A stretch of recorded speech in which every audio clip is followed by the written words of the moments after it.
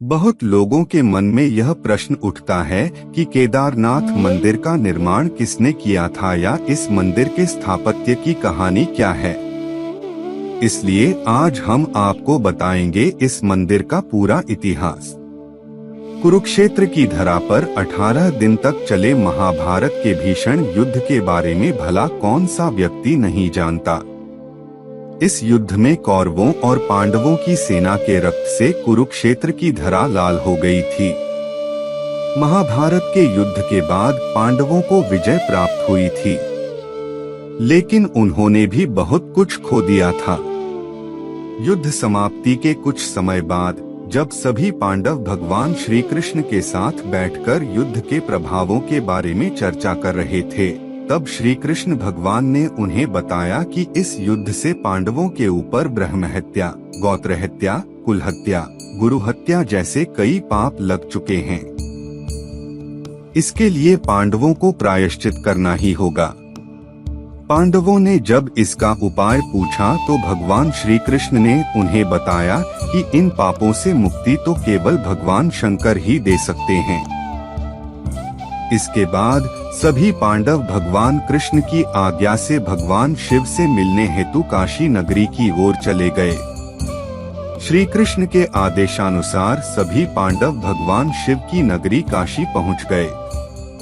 हालांकि भगवान भोलेनाथ को पांडवों के मिलने की सूचना पहले ही मिल गई थी, लेकिन वे उनसे नहीं मिलना चाहते थे, क्योंकि भगवान शिव पांडवों के ब्रह्म हत्या, गोत्र हत्या, कुल हत्या, गुरु हत्या जैसे कई पापों से उन पर अत्यधिक क्रोधित थे।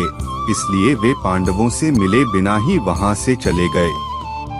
पांडवों ने भगवान शिव को काशी नगरी में हर जगह ढूंढा, लेकिन वे उन्हें नहीं मिले।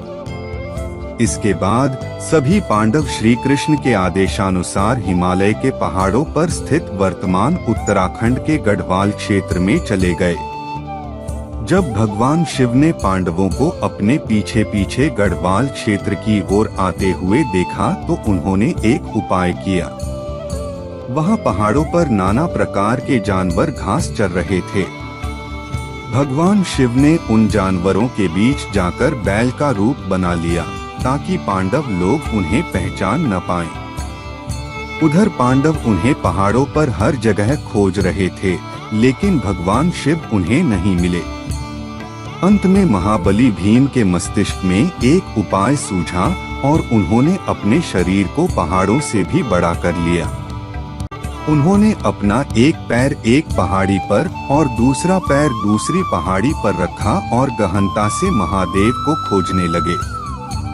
भीम के विशालकाय शरीर को देखकर पहाड़ों में स्थित सभी जानवर बिदकने लगे और वे तेजी से इधर उधर भागने लगे, लेकिन एक बैल ऐसा था जो अपनी जगह पर ही स्थिर था। उस बैल पर भीम के विशालकाय रूप का कोई प्रभाव नहीं दिखा। उस बैल को देखते ही महाबली भीम को समझ में आ गया कि यह बैल ही महादेव हैं, जो बैल का रूप धारण करके हमसे छिप रहे हैं। महादेव भी समझ चुके थे कि भीम ने उन्हें पहचान लिया है। यह देखकर भोलेनाथ बैल रूपी अवतार के साथ धरती में समाने लगे। भगवान शिव के बैल रूपी अवतार को धरती में समाते देख भीमसेन तेजी से उनकी ओर लपका और बैल की पीठ को अपने हाथों से जकड़ लिया। भीम के द्वारा पीठ को अपने हाथों में पकड़कर जकड़े जाने के कारण वह वहीं रह गई, जबकि बैल के अन्य 4 भाग उत्तराखंड के 4 अन्य स्थानों पर छिटक गए। आज के समय में इन्हीं 4 जगहों पर 4 अन्य केदार हैं।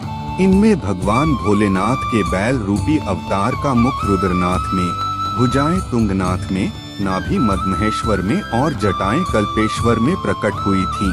मित्रों, इन 5 स्थानों को ही सम्मिलित रूप से पंचकेदार के नाम से जाना जाता है। भीम के द्वारा भगवान शिव के बैल रूपी अवतार की पीठ को पकड़े जाने के बाद वह वहीं रह गई थी। जब भीम को बैल के अन्य 4 अंगों के अलग अलग 4 स्थानों पर प्रकट होने का ज्ञान हुआ, तब उन्हें भोलेनाथ की महिमा समझ में आई।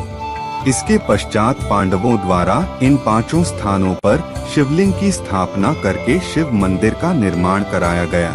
पांडवों द्वारा इस प्रकार के कार्य को करने पर भगवान शिव सभी पांडवों से अत्यधिक प्रसन्न हो गए और पांडवों को सभी पापों से मुक्त कर दिया। हालांकि इसके बाद पांडवों के पौत्र जन्मेजय ने केदारनाथ मंदिर के निर्माण को और आगे बढ़ाया और उन्होंने यहाँ आम लोगों को पूजा करने की अनुमति भी प्रदान की। इसलिए केदारनाथ मंदिर के निर्माण में जन्मेजय का सर्वाधिक योगदान रहा। समय के बीतते जाने से पांडवों के द्वारा बनाया गया यह मंदिर जर्जर हो गया और क्षतिग्रस्त भी हो गया।